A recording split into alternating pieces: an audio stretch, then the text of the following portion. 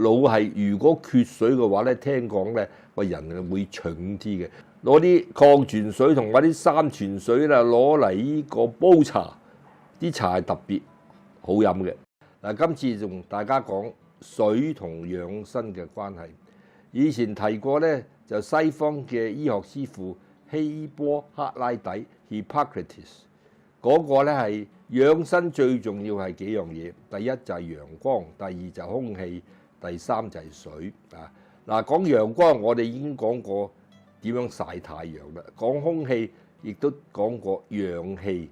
而家就同大家講水啊。講起水咧，其實對人體就好重要嘅。人體仲有75%都係液體嚟嘅。水對人體嘅重要性咧，在乎我哋最需要水嘅地方就係我哋個腦啊。血液佔咗2成係入我哋個腦度嘅。腦係如果缺水嘅話咧，聽講咧個人會蠢啲嘅。所以要想聰明嘅人咧，唔該你飲多啲水。嗱，營養學家就講咧，我哋需要嘅水咧，要每日要8杯。大概至少都係1500cc。嗱，飲8杯水夠咧，就記住有樣嘢，就話茶、啡同埋飲湯係唔可以代表飲水嘅，飲嘅要清水。因為如果你飲茶，你飲一杯茶咧，你又唔知道飲杯茶嗰個水嘅份量排出嚟啊，係變咗係杯半。所以你越飲茶越多，你其實越缺水啊！唔好以為以茶代水，以啡代水。茶當然可以飲啊，茶都可以有助養生，有機會同大家分享。啡都可以提神，飲咖啡。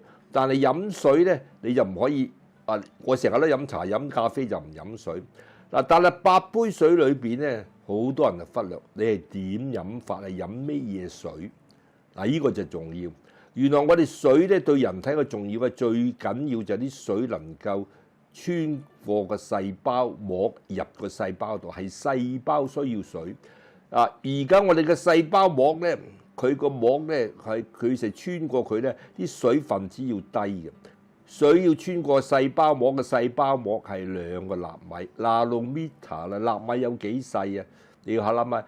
納米係大概係1米嘅10嘅負9次方，即係等於10億分之一。啊，你見咗嗰個納米嘅單位係幾細？如果係以微米計，微米咧嘅大細係大概1米嘅10嘅負6次方。所以我哋講咧要納米水，但係我哋一般嘅水，尤其係自來水嘅水咧，佢嘅水分子係有成13個嘅，你至少5、7個水分子先可以過到嗰個細胞膜。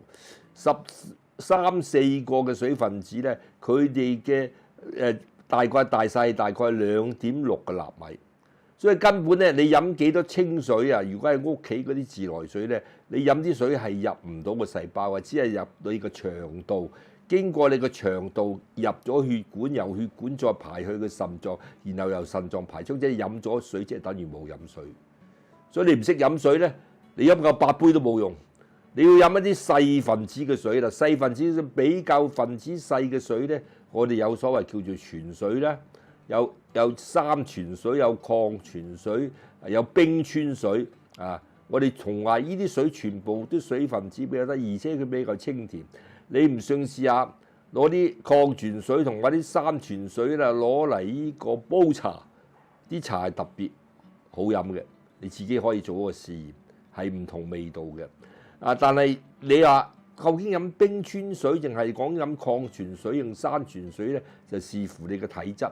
啊，冰川高嘛，成4、5千米咁高，你喺超市買啲冰川水咧，冰川水自然適宜嗰啲身體比較熱底嘅人。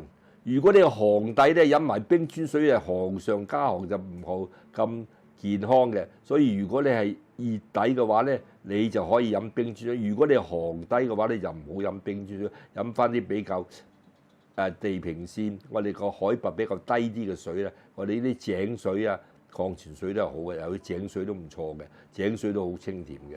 但係你會講噶，呢啲咁樣嘅水咧，平時你話你唔貴喎，要買喎，日日飲咧都價值不菲㗎。你如果日有礦泉水攞嚟做你嘅飲料啊，但係我可以提議大家，而家有副機咧叫做 RO 水。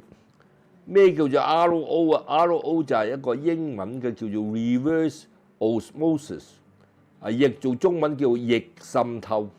逆滲透水係我哋叫做淨化水機，你要係屬於 RO 嘅逆滲透淨化水機，不妨投資去買。呢個淨化水機好有趣嘅，呢個淨化水機咧係邊個發明嘅咧？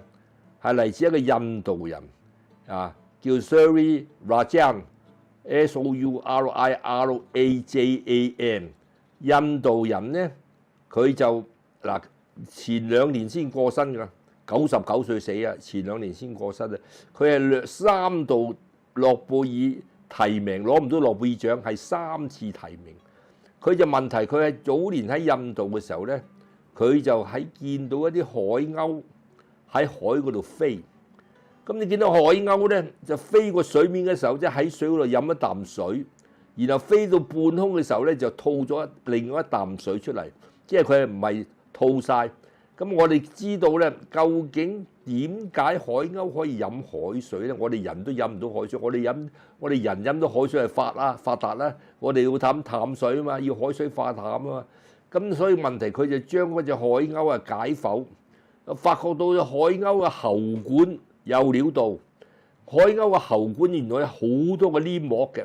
所以海鷗飲咗啲海水咧，即係啲海水藏喺個喉管度，然後慢慢經過喉管咧，通過身體一個壓力嘅一個機制咧，係高壓地將啲海水穿過嗰啲黏膜咧，水分子咧就由鹹變淡。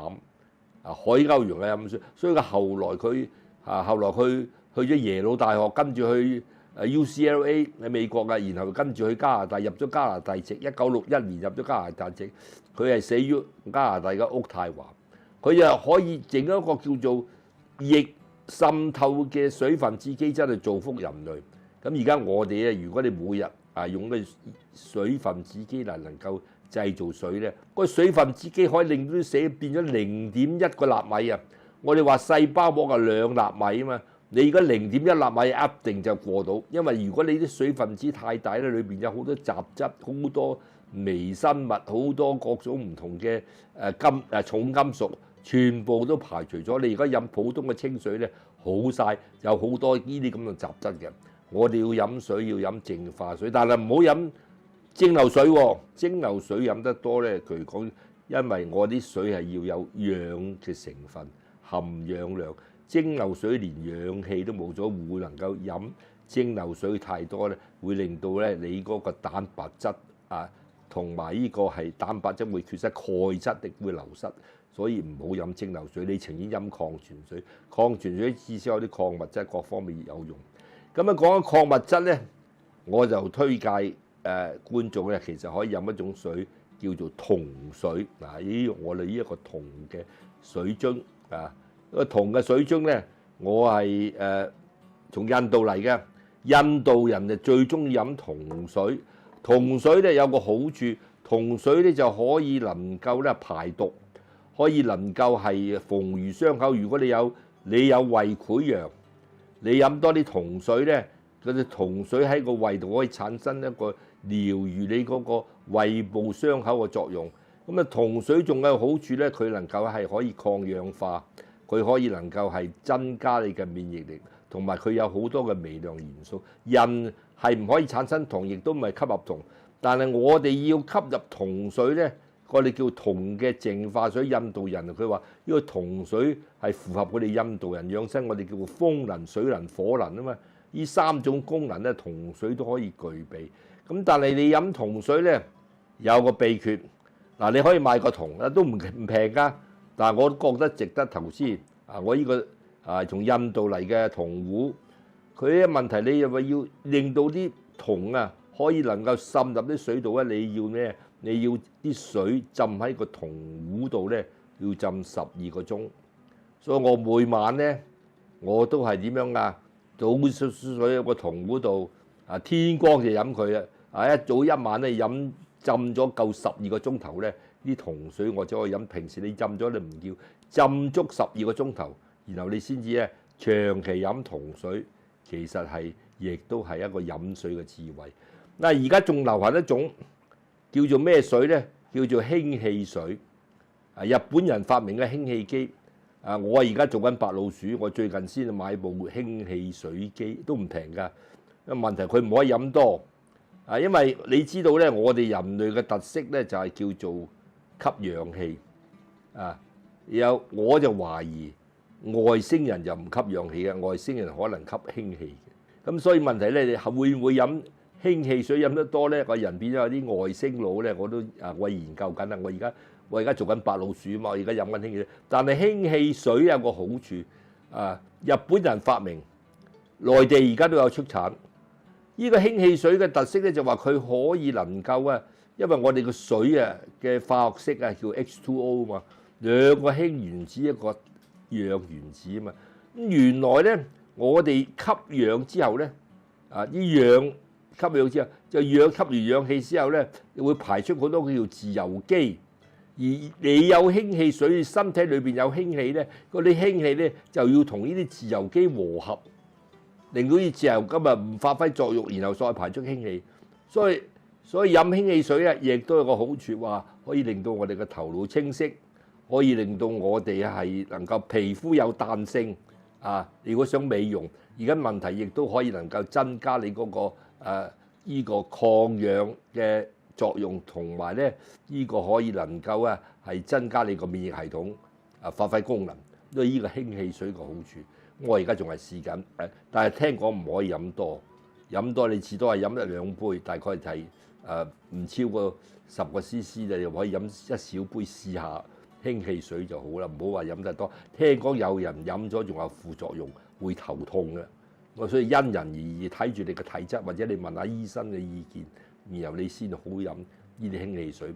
總言之飲水嘅學問就好多嘅，你記住咧，每日你一定要定期飲水，飲水太少會能夠影響你嘅腦部嘅發揮，尤其腦退化嘅人咧，自由基多，後生仔就可以能夠和合呢啲自由基，但係年老人咧飲多啲水，對成個身體嘅運作都好有幫助。好啦，今日就講住咁多先，咁下次希望繼續收聽，歡迎大家分享、讚好同埋訂閱，拜拜。